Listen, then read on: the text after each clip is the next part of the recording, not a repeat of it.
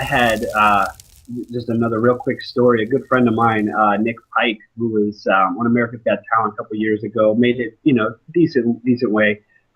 He lives here with me in Myrtle Beach, and he is a phenomenal street performer. I mean, that is his niche. I mean, that's his forte. He's from England, and grew up working the streets there. And he does a great cruise ship show and college show. But I mean, if people saw him on the street, they would really appreciate him.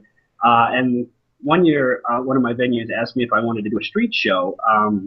And I really didn't work the streets at that point. I was always paid. I was always on the stage, and I was just like, oh yeah, no problem. I could do that. I figured it's the same thing. And I would get out there, and I would have a couple of people kind of trickling in and stuff like that. And by the end of the show, I'd have maybe 30 or 40 people, and I'd go to Pat the Hat. I'd get like $10, and I'm like, what? And I'd go watch him it was funny because he was like at the rival tourist attraction across town, and he would have hundreds of people, and I couldn't even tell you how much money he was making.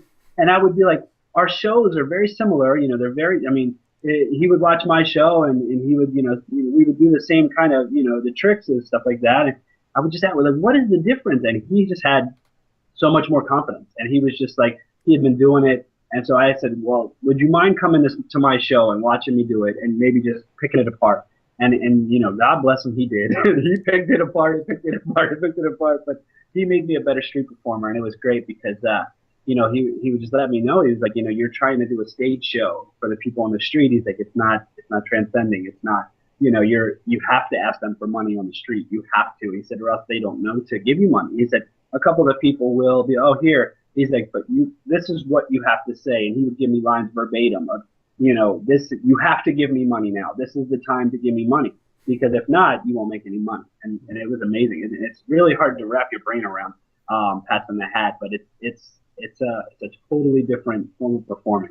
Mm-hmm. Well, I think that's a great story because it also shares that you're open to improving and that you were able to trust somebody to pick you apart. And I know that has to hurt a little bit when it happens, but it's a good thing to stay open to others' ideas and input to improve your show.